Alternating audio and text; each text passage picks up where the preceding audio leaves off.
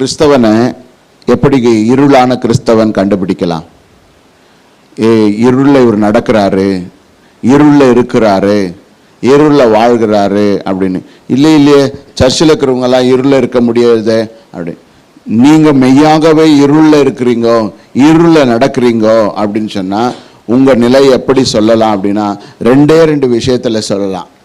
ரெண்டு விஷயத்தில் என்னன்னா, அவரை தேவன் என்று மகிமைப்படுத்தாமல் இருப்பது.